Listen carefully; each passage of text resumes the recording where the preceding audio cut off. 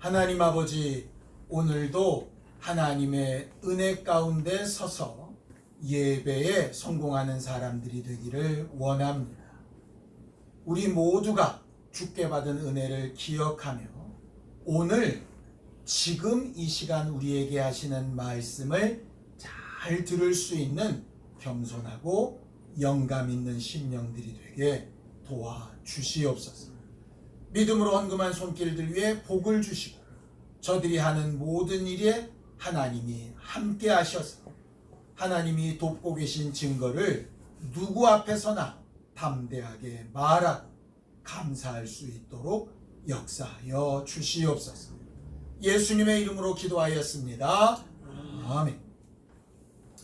하나님의 말씀은 누가복음 12장 13절부터 21절까지 말씀을 함께 합독하겠습니다. 누가복음 12장 13절에서 21절까지 말씀입니다. 함께 읽습니다. 시작. 무리 중에 한 사람이 이르되 선생님, 내 형을 명하여 유산을 나와 나누게 하소서 하니 이르시되 이 사람은 누가 나를 너희의 재판장이나 물건 나누는 자로 세웠느냐 하시고 그들에게 이르시되 삼가 모든 탐심을 물리치라. 사람의 생명이 그 소유에 넉넉한데 있지 아니하리라 하시고 또 비유로 그들에게 말하여 이르시되 한 부자가 그 밭에 소출이 풍성하며 심중에 생각하여 이르되 내가 곡식 쌓아둘 곳이 없으니 어찌할까 하고 또 이르되 내가 이렇게 하리라. 내 곡간을 헐고 더 크게 짓고 내 모든 곡식과 물건을 거기 쌓아두리라. 또 내가 내 영혼에게 이르되 영혼아, 여러 해 쓸 물건을 많이 쌓아두었으니 평안히 쉬고 먹고 마시고 즐거워하자 하리라 하되 하나님은 이르시되 어리석은 자여, 오늘 밤에 내 영혼을 도로 찾으리니 그러면 내 준비한 것이 누구의 것이 되겠느냐 하셨으니 자기를 위하여 재물을 쌓아두고 하나님께 대하여 부요하지 못한 자가 이와 같으니라. 우리가 하나님을 보통 전능하신 하나님 이렇게 부릅니다. 모든 것을 다 하실 수 있는 분이라는 뜻이죠. 하나님은 이 세상을 창조하실 만큼 모든 것을 다 하실 수 있는 분이시고 지금도 우리의 마음속 생각, 우리가 꿈꾸고 있는 모든 것들을 어쩌면 우리보다 더 잘 알고 그것을 이루어 가실 수 있는 하나님이세요. 우리가 하나님을 믿는 이유가 여기에 있습니다. 우리가 알지 못하고 하지 못하는 일에 도우심을 얻으려고 하는 거죠. 물론 그것만은 아닌데 대부분 우리가 하나님 앞에 와서 기도하고 바라고 소망하는 것이 그런 부분입니다. 병에 걸렸거나 어려움이 생겼거나 앞의 일을 알지 못하는 여러 가지 부분들에 대해서 좀 하나님을 의지하려고 하는 거죠. 그래서 믿지 않는 사람들이 주로 이렇게 얘기합니다. 능력 없고 힘 없고 가진 거 없는 사람들이 종교 생활을 하다. 자기 힘이 있고 능력이 있으면 뭐 그런 걸 의지하냐? 내가 가진 걸 믿지. 이렇게 이야기합니다. 그런데 그렇게 대단하게 능력이 있고 엄청난 부를 가지고 있는 사람들도 늘상 좀 부담스럽고 걱정되는 부분들이 있어요. 그게 뭐냐 하면 미래에 대한 부분. 성경을 좀 보죠. 전도서 3장 11절입니다. 함께 읽습니다. 시작. 하나님이 모든 것을 지으시되 때를 따라 아름답게 하셨고 또 사람들에게는 영원을 사모하는 마음을 주셨느니라. 그러나 하나님이 하시는 이 일의 시종을 사람으로 측량할 수 없게 하셨도다 라고 이렇게 얘기했어요. 간단한 말씀 같은데 세 가지를 얘기합니다. 첫 번째는 뭐냐? 하나님은 모든 것이 이루어지고 결정되는 가장 아름다운 때를 정해 놓으셨다, 안 정해 놓으셨다? 정해 놓으셨다. 그리고 사람한테는 뭘 주셨느냐? 이 정말 아름다운 그때를 영원한 소망을 가지고 기대하고 바라보게 하셨다. 이게 두 번째입니다. 그러면 하나님이 정해 놓으신 때를 아름다운 소망함으로 기다리면서 딱 알게 하시면 좋잖아요.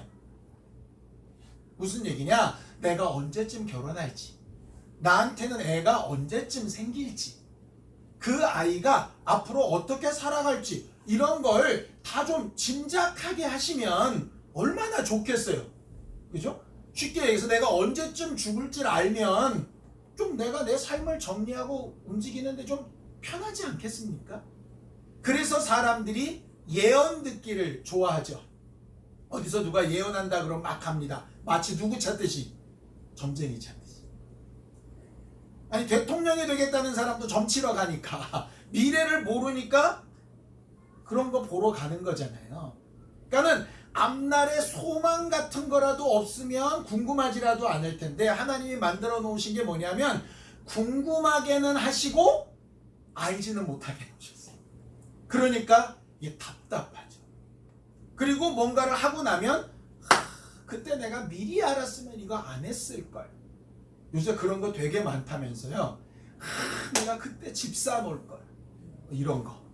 그때 주식 살걸. 뭐 이런 거. 그때 막 정신없다 그럴 때 코인 할걸. 요새는 정반대입니다 또. 그때 사지 말걸. 그때 괜히 주식 들어가가지고 물렸어. 뭐 이런. 그냥 되게 웃긴 거예요. 어쩔 때는 못 사서 괴롭고, 어쩔 때는 사놔서 괴롭고, 뭐냐? 미래를 모르니까 지금 하는 일이 계속 불안한 거예요. 요즘 제가 제일 후회하는 것 중에 하나가 뭔지 아십니까? 이 3층 예배당 만든 거. 이럴 줄 알았으면 그때 그렇게 돈 많이 들여서 예배당 3층 올리지 말걸. 인테리어 이렇게 막 세게 하지 말걸. 그때는 우리가 3층 하나님이 주셨습니다.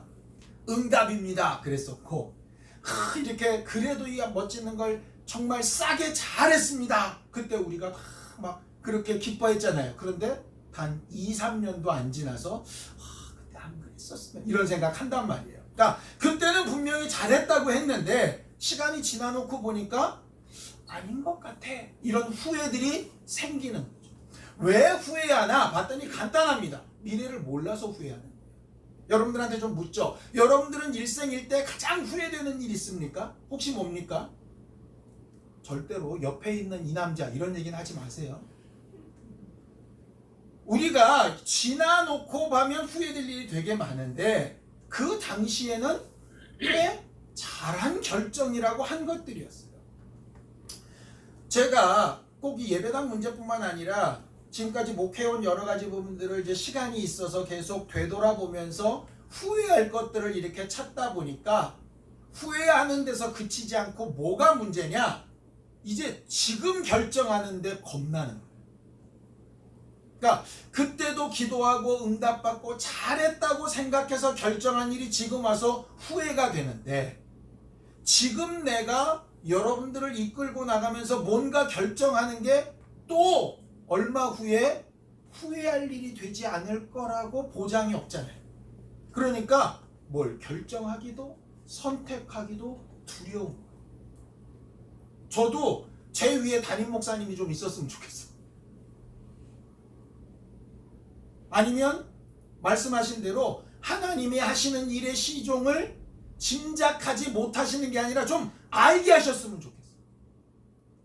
하나님은 우리를 하나님의 형상의 모양대로 만드셨다 놓고 모든 것을 아시는 부분은 왜 감추셨을까? 모든 것까지도 필요 없어요. 앞날에 조금 있다가 있을 미래 정도라도 좀 알 수 있는 그 능력을 조금이라도 좀 허락하시지, 그런 건 왜 이렇게 철저하게 막으셨을까? 도대체 이유는 뭘까? 아예 미래를 꿈꾸질 못하게 하시든가, 미래는 꿈꾸는데 알지 못하게 하시는 이 나쁜 심보는 도대체 뭘까? 아니 설교 준비하는데 중간 욱하더라니까요. 그러니까 이런 거잖아요.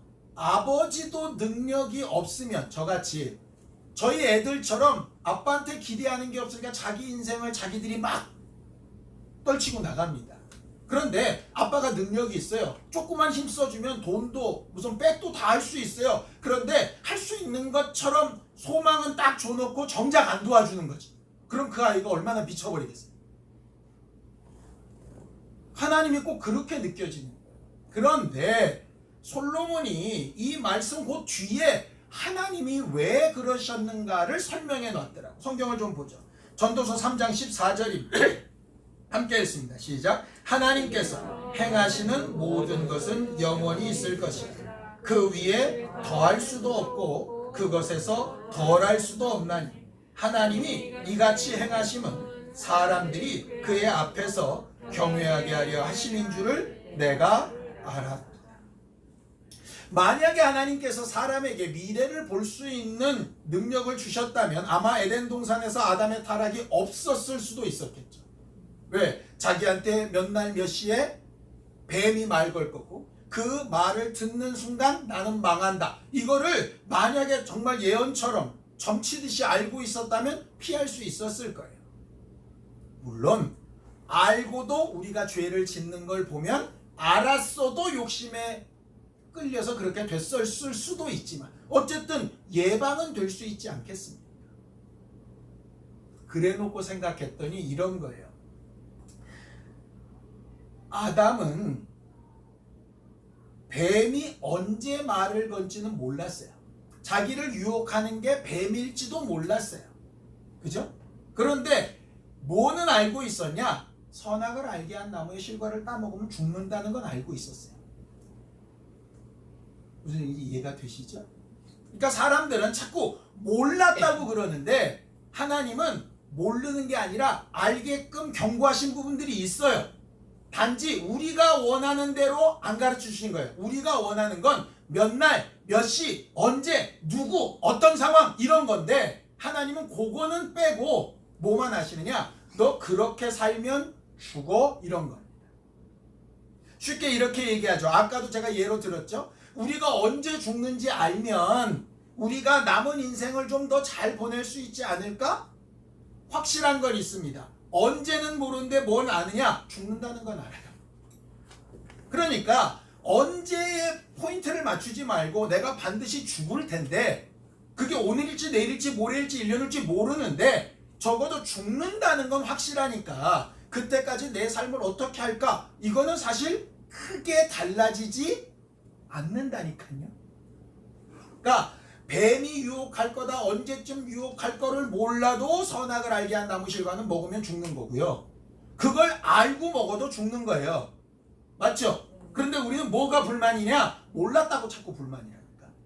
근데 하나님은 모르는 게 아니라는 거예요. 내가 이미 얘기했다는 거예요. 그 말씀이에요. 이게 왜 하나님은 미래를 꿈꾸게 하면서 미리 다 알게 않으셨느냐? 미리 다 알면 누굴 안 찾겠어요? 우리가 미래를 다 알면 굶어 죽는 사람이 생깁니다. 점쟁이들이요. 대나무에다 빨간 깃발 있는 사람 다 굶어 죽어요. 왜? 우리가 미래를 다 알면 아무도 점쟁이한테 안 갈 거거든. 물론 하나님이 굶어 죽을까봐 우리한테 모르게 하셨다는 건 아닙니다. 하나님의 관심은 어디 있느냐? 우리가 얼마나 완벽하게 사냐, 얼마나 대단하게 사냐에 관심 있는 게 아니라 얼마나 하나님과 함께 사냐에 관심입니다. 함께 사. 찬송 가사 중에 하나님과 함께 있으면 그 어디나 하늘나라 뭐 이런 찬송가 가사가 있지요. 근데 사실 그게 진짜 고백이 돼야 진짜 신앙이에요. 가족들이 여행을 갑니다. 여름 휴가철이니까. 아주 굉장히 고급 호텔에 몇백만 원짜리에 묵을 수도 있고 몇만 원짜리 모텔에 묵을 수도 있고 말 그대로 힘들게 텐트장에 가지고 텐트를 치고 그렇게 후덥지근한 휴가를 보낼 수도 있습니다. 그렇죠? 그런데 중요한 거 하나 안 바뀌는 게 있어요. 사랑하는 사람들과 함께 있다는 거예요. 물론 몇백만 원짜리 호텔에 가면 훨씬 좋겠죠. 그러나 그렇지 않다 하더라도 중요한 건 안 바뀌거든요. 근데 사람들이 자꾸 뭐에 불평불만하느냐? 진짜 중요한 걸 자꾸 까먹고 언제, 누구, 어떻게 여기에 자꾸 관심을 가지는. 그러니까 누구랑 멀어지느냐? 하나님과 자꾸 멀어져. 하나님의 관심은 얼마나 잘 살았냐보다 얼마나 하나님과 함께 했냐에 관심이 있어요. 이걸 좀 제발 잊지 않았으면 좋겠어요. 근데 하다 보면 그게 자꾸 바뀌어요. 처음에 개척을 시작할 때 나는 아무것도 할 수 없고 기대할 것도 없고 어떻게 해야 될지도 모르니까 하나님 도와주세요 이렇게 시작했어요. 그런데 상황이 바뀌고 환경이 바뀌고 뭐가 좀 되는 것 같고 그러니까 뭐에 자꾸 관심이 가느냐? 하나님과 함께하고 있느냐에 관심이 가는 게 아니라 누가 왔나 안 왔냐, 예배당이 어떻게 꾸며졌냐 안 꾸며졌냐 여기에 자꾸 관심이 가요. 그러면 본질을 잊어버려요. 하나님이 기뻐하시지 않는 부분이에요. 그러면 어떻게 사는 게 좋으냐? 그 다음에 또 이 말씀도 있습니다. 전도서 3장 22절입니다. 함께 읽죠. 시작. 그러므로 나는 사람이 자기 일에 즐거워하는 것보다 더 나은 것이 없음을 보았나니 이는 그것이 그의 몫이기 때문이다. 그의 뒤에 일어날 일을 무엇인지를 보게 하려고 그를 도로 데리고 올 자가 이렇기 때문에 뭐가 중요하냐? 언제 어떻게 누구와는 잘 몰라도 하나님이 가는 방향을 알려놓으셨으니 하나님이 주신 오늘 하나님이 함께하게 하신 우리 하나님이 함께하신 이 환경에서 은혜로 주신 것들을 마음껏 누리며 사는 것보다 더 좋은 게 없다. 허무하자는 얘기가 아닙니다. 미래 필요 없으니 오늘 있는 거 다 쓰고 죽자 뭐 이런 얘기 아니에요. 오늘 내게 주신 것으로 정말 은혜를 누리며 살자라고 하는 말씀. 그 똑같은 내용이 오늘 본문에 나온 내용입니다. 오늘 본문에 한 사람이 예수를 찾아옵니다. 왜 찾아왔습니까? 유산 나눠달라고 왔습니다. 예수님, 우리 형한테 명령하셔서 나한테 유산 좀 나눠주라고 하세요. 율법에 보면 장남이 다른 아들들의 2배를 받게끔 되어져 있습니다. 이게 장남인지 차남인지 어떻게 했는지 율법대로 안 해서 그런지 정확한 내용은 없으니까 잘 모르겠어요. 어쨌든 이 작은 아들은 마음이 안 좋아요. 지금 아버지가 돌아가셔서 안 좋은 게 아니라 아버지 유산을 형이 다 가진 것 같아서 불만인 거예요. 그렇죠? 그럴 때 예수께서 딱 2가지로 대답하십니다. 이렇게 대답하시죠. 자, 누가복음 12장 14절에서 15절입니다. 함께 읽습니다. 시작. 이르시되 이 사람은 누가 나를 너희의 재판장이나 물건 나누는 자로 세웠느냐 하시고 그들에게 이르시되 삶과 모든 탐심을 물리치라. 사람의 생명이 그 소유에 넉넉한데 있지 아니하니라 하셨다 그랬습니다. 2가지가 뭐냐? 첫 번째 이겁니다. 나는 너희의 재판관이나 물건 나눠주는 사람이 아니다 이거예요. 그러니까 우리가 하나님을 내 물건이나 찾아주거나 내 상황이나 바꿔주거나 내 원함이나 들어주거나 하는 분으로 오해하면 안 된다라고 합니다. 하나님이 은혜를 베푸셔서 병을 고치실 때도 있고 먹을 걸 주실 때도 있고 물질의 문제를 해결하실 때도 있습니다. 그런데 나는 본래 그런 사람이 아니다. 물건 나누고 재판하는 자들은 내가 이미 세워 놨다. 재판장들이 있고 제사장들이 있으니 법대로 거기에 가서 얘기해. 나한테 얘기하지 말고 이 말이에요. 우리가 흔히 신앙생활을 하다 보면 세상 법 필요 없어, 세상 규칙 필요 없어, 세상이 정해놓은 질서 상관없어, 하나님의 법이 먼저 우선이야, 자꾸 이렇게 생각할 때가 있어요. 그런데 절대로 그렇지 않습니다. 비록 우리 마음에 들지 않는 왕이라 할지라도 사도 바울도 얘기하죠. 그것도 하늘에부터 내려온 권세가 있는 거니까 그 질서는 존중하는 거예요. 그 리더가 우리가 세워놓은 질서인 법에서 어긋난다면 리더라도 쳐야죠. 그러니까 우리 교회는 목사라도 법에 어긋나면 그만둬야 되지 않습니까? 그죠? 그러니까 법이 원칙이란 말이에요. 그걸 세우신 대로 가는 거야. 그러니 그런 걸 법대로 정해진 대로 하면 되지 나한테 와서 요구할 건 아니야. 물론 그것으로 해결이 안 될 때 내가 너에게 은혜 베풀 수 있지만 나는 본래 그 일을 하는 사람이 아니야. 그 내용입니다. 2번째는 뭐냐? 너희가 가지고 있는 거의 대부분의 문제가 어디서 출발하느냐? 탐심에서 출발하는 거야. 성경은 탐심과 같은 동격으로 뭐를 두느냐면 우상숭배를 둡니다. 탐심은 우상숭배니라 라고 하는 말씀이 있어요. 그러니까 이런 거죠. 나는 우상숭배 한 번도 한 적 없어. 점쟁이도 간 적 없고 무당 가서 구출한 적도 없고 어디 가가지고 내가 우상한테 절을 하거나 제사를 드린 적도 없어. 그러나 탐심이 있다면 똑같은 거예요. 그럼 탐심이 뭔가요? 탐심이 뭐죠? 사전은 이렇게 되어 있습니다. 탐심은 적정한 기준을 넘어선 욕심이에요. 예를 들어 여러분, 아우 쟤는 왜 저렇게 식탐이 많아? 그러니까 먹는 탐욕이 있다는 얘기예요. 뭐냐면 내가 먹을 수 있는 한계가 있어요. 그렇죠? 배에 들어가는 한계가 있잖아요. 그리고 적당히 소화실 수 있고 아주 기분 좋게 그 다음에 탈이 나지 않게 먹을 수 있는 내 한계가 있잖아요. 그런데 그거를 간혹 오버하는 거예요. 언제? 부패식당 갈 때. 돈이 아까울 때. 본전을 뽑아야 돼. 뭐 이래가면서 배가 찼는데도 먹어. 언제 또 먹냐 그러고. 그래놓고 나서 나중에 소화제 또 먹어. 되게 미련한 일이죠. 그러니까 탐심은 식욕, 명예욕, 물욕, 뭐 모든 욕심에 다 돼요. 그럼 탐심이나 모든 게 나쁘니까 물욕이나 식욕이나 명예욕이나 뭐 성욕이나 이런 게 다 나쁘냐? 나쁘지 않습니다. 식욕이 없으면 죽어요. 나는 물욕이 없어.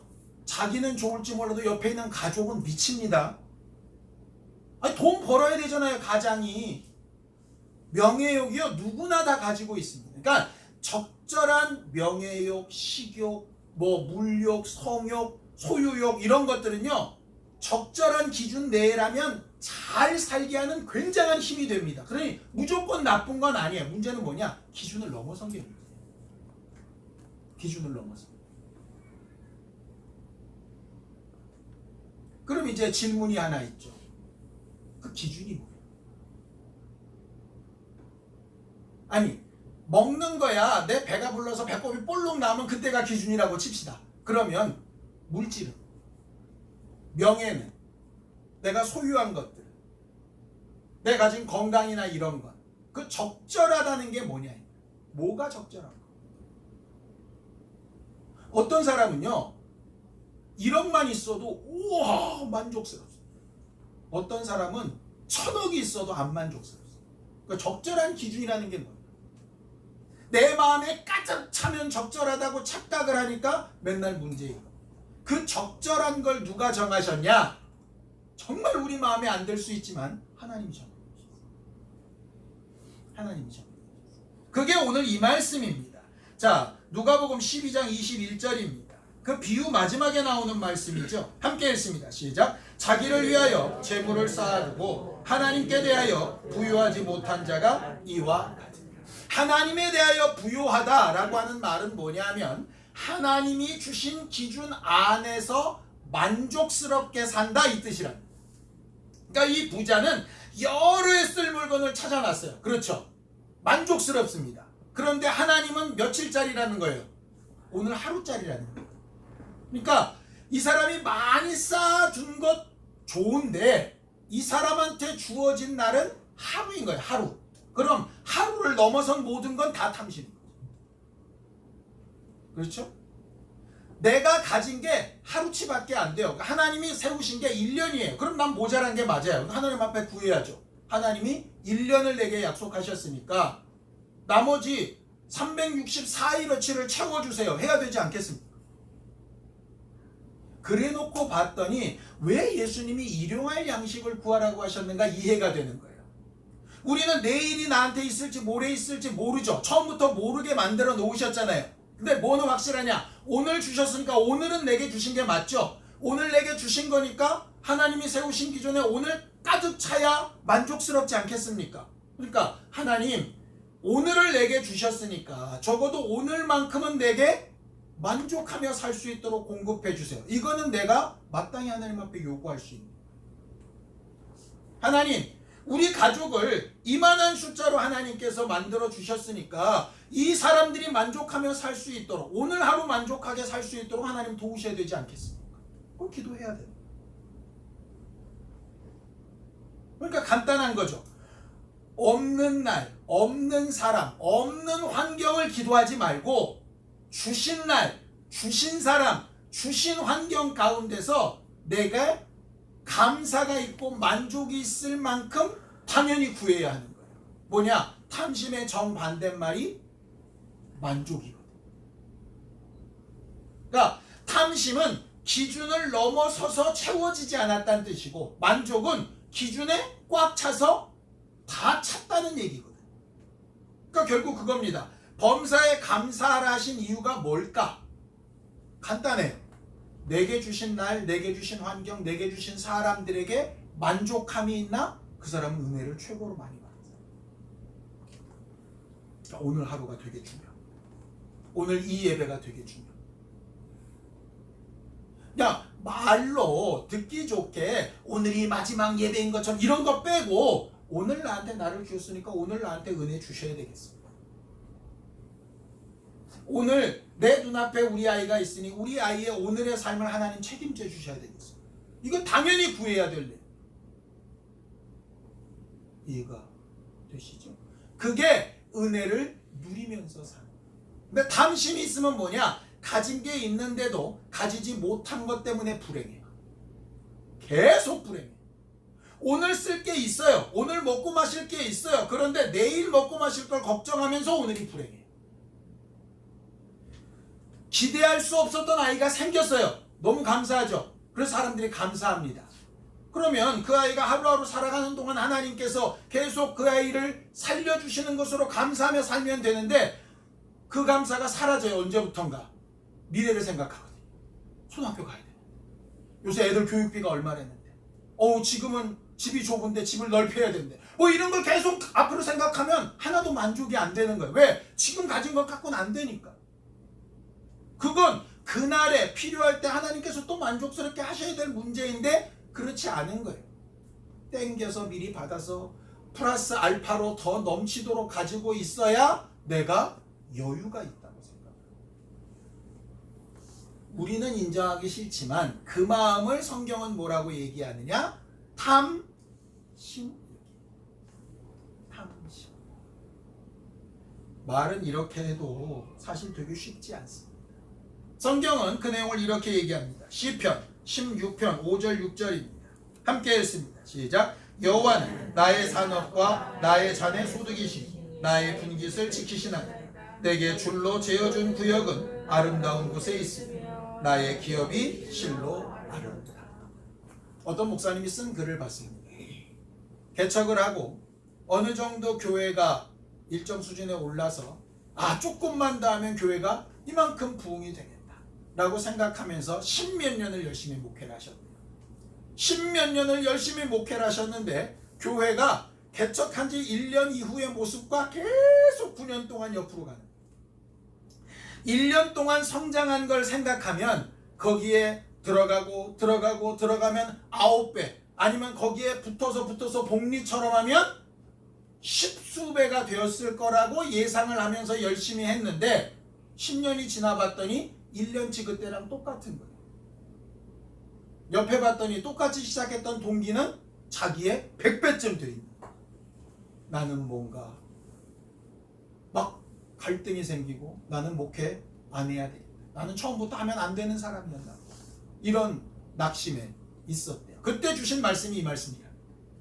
하나님이 미안하지만 걔한테는 내가 고만한 구역을 줄로 재줬고 너한테는 요만한 구역을 줄로 재줬어.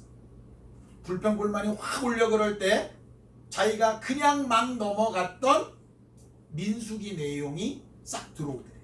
민수기에 뭐가 있느냐? 이스라엘 민족들 딱 나눠주는 얘기가 나와 있습니다. 나중에 에브라임이 막 발악하거든요.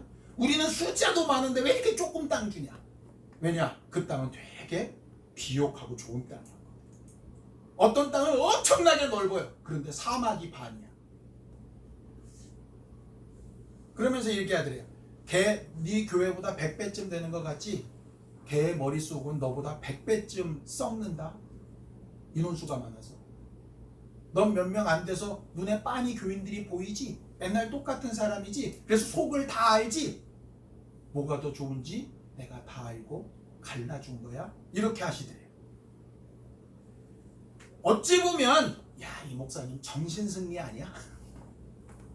자기가 부응이 안 되니까 스스로 막 위안을 받으려고 이런 거 아니야? 근데 사실 그건 모르죠. 왜? 그럼 그 사람이 하나님 앞에 응답받은 부분이니까 실제로 하나님이 그렇게 응답하셨는지 자기가 생각하고 싶어서 그렇게 생각하는지 그건 저는 모르죠. 근데 본인은 하나님 앞에 분명히 알고 그분이 어떤지는 모르겠고 그 글을 읽고 나서 제 자신을 이렇게 돌아본 거죠. 나는 어떻게 살고 있나? 어떻게 목회하고 있나? 지난 8년이 어땠나? 그리고 나서 한 말씀이 생각났습니다. 디모데전서 6장 6절입니다. 함께 있습니다. 시작. 그러나 자족하는 마음이 있으면 경건은 큰 이익이 돼. 이 자족하는 마음이 뭔가를 찾아봤던 이겁니다. 지금 내게 주신 환경, 지금 내게 주신 사람들, 지금 내게 주신 시간, 내게 주신 기회, 그것을 만족하게 여기고 감사하며 최대한 잘 사용하면 그게 경건의 큰 이익이 됩니다. 사람들이 왜 신앙생활을 잘 못하느냐? 이미 주신 것으로 만족하며 최선을 다할 때 하나님께서 그것을 가장 가치 있는 것이라고 여기신다는 걸 까먹고 자꾸 없는 거, 아직 오지 않은 거, 하나님께서 내게 안 주실지도 모르는 거를 막 기대만 많이 하다가 현실과 다른 것 때문에 낙심하고 포기하고 불평불만하고 이렇게 살기 때문에. 그래서 오늘 내게 주신 환경을 감사하며 사는 거 굉장히 중요해요. 문제는 우리의 상황이 그렇게 마음을 다잡고 감사하며 살자 막 이렇게 해서 이길 만한 상황이면 그래도 괜찮은데 그거보다 훨씬 나쁜 상황이 돼서 마음이 무너져 버리면 그것조차도 사실 쉽지 않다는 거죠. 말씀을 한 군데만 더 읽고 마치려고 합니다. 요한일서 3장 18절에서 20절 함께 읽습니다. 시작. 자녀들아, 우리가 말과 혀로만 사랑하지 말고 행함과 진실함으로 하자. 이로써 우리가 진리에 속한 줄을 알고 또 우리 마음을 주 앞에서 굳세게 하리니 이는 우리 마음이 혹 우리를 책망할 것이 있어도 하나님은 우리 마음보다 크시고 모든 것을 아시기 때문에. 제가 아까 초반에 말씀드렸죠. 과거에 했던 일 때문에 지금 와서 후회하는 걸 보니 지금 하는 선택이나 결정이 또 어떤 결과를 가져올지 몰라 두렵다 이렇게 말씀을 드렸어요. 이 말씀을 읽다가 지금 내가 기도하며 선택하고 결정하는 일이 여러분들의 환경에서 기도하고 선택하며 결정하는 일이 여러분들의 미래를 100% 만족시킬 만큼 완벽하지 못할 겁니다. 그건 너무나도 정확합니다. 언젠가 되돌아보면 왜 그랬지? 자신을 책망하고 후회하고 불평하고 할 만한 상황이 분명히 있을 겁니다. 오늘 말씀 뭡니까? 우리 마음이 혹 우리를 책망할 게 있을지라. 우리 스스로 볼 때 야 이거 60점짜리도 안 돼. 50점짜리도 안 돼. 그때 왜 그랬지? 나 이 빵점짜리야. 이렇게 말할지라도 하나님은 뭘 아시느냐? 선택했던 그때의 진실한 마음과 사랑을 아시기 때문에 그 결과와 상관없이 다른 사람들은 뭐라고 얘기하든 그렇게 행한 너희의 모든 것을 기억하시고 기뻐하시고 나와 함께한 일로 여기실 거다. 이게 정말 사랑하는 부모가 자식을 보는 마음. 남은 실수하고 실수가 잦아져서 실패하고 실패가 잦아져서 더 이상 못 일어날 것 같으면 어떡합니까? 회사에서 잘라버리고 조직에서 나가라 그러고 안 돌아보는 게 나한테 유익하다 생각할 겁니다. 왜? 그 사람 계속 어떻게 끌고 가요? 뒤치다거리 해줘가면서. 그런데 그 사람이 내 자식이 되면 이게 문제가 180대로 바뀝니다. 아무리 실패하고 아무리 실수하고 아무리 어그러져도 내 사랑하는 자식이면 계속해서 기회를 주고 사랑하고 격려하고, 그래도 결과가 비록 안 좋았지만 너는 최선을 다했으니 괜찮은 거야, 이렇게 얘기해요. 돈 주는 사장은 절대로 그렇게 얘기 안 합니다. 결과가 나빠도 과정이 좋았으니 너 최고야, 절대로 이렇게 말 안 합니다. 아무리 과정이 좋았어도 결과가 안 좋으면 그 사람은 필요 없는 사람이에요. 그런데 사랑하는 자식은 별로. 하나님 앞에 우리가 자칫 잘못하면, 특히 저 같은 목사가 자칫 잘못하면 아버지와 아들 사이가 아니라 고용주와 피고용자 사이처럼 느껴지게 돼가지고 뭔가를 이렇게 만들어내고 좀 잘 돼야 하나님이 기쁘시지 않을까라는 착각에 빠질 때가 있더라고요. 그러니까 제가 제 자신을 돌아보니 그랬어요. 오늘부터라도 내게 주어진 시간과 환경과 여러분들에게 주어져야 될 모든 부분들에 하루하루 만족하며 최선을 다하고, 그런 것이 혹 앞으로 갔을 때 또 후회가 있을지언정 오늘 내가 행함과 진실함으로 한 일은 하나님께서 분명히 기억하실 때 하나님의 선하심과 하나님의 인도하심을 믿고 그렇게 살아가야 되겠다라고 이렇게 결심을 하게 됐습니다.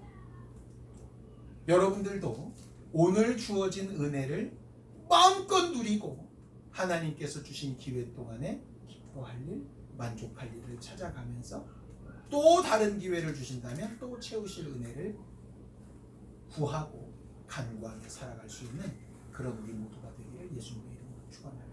함께 기도하시겠습니다. 하나님 아버지, 우리 모두를 도우시고 인도하셔서 하나님 앞에 늘 겸손하게 하시고 우리가 알 수 없는 것, 할 수 없는 것, 기대할 수 없고 해결할 수 없는 모든 부분들에 하나님이 일하시고 도우실 것을 기대하고 사모하게 하시고, 하나님 앞에 매 순간 하나님을 경외하며 살고 하나님 앞에 부유한 자가 되어져 가도록 도와주시옵소서. 오늘 내게 주신 것들을 귀히 여기고 감사히 여기며 하나님께서 나와 함께하고 계심을 늘상 행함과 진실함으로 만들어 나아갈 수 있도록 도와주시옵소서.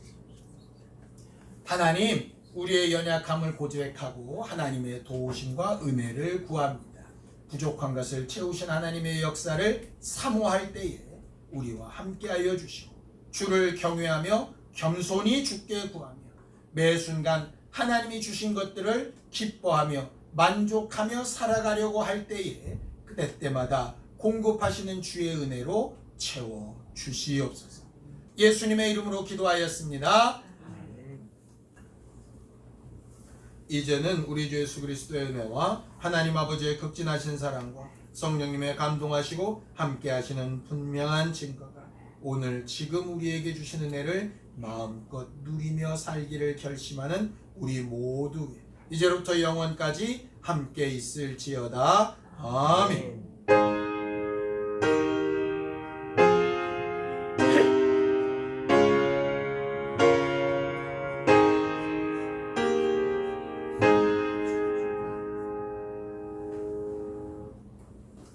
이번 한 주간 우리에게 주신 것들을 잘 세어보고 감사하며 만족스럽게 여기고 은혜를 누리는 우리 모두가 되기를 바랍니다.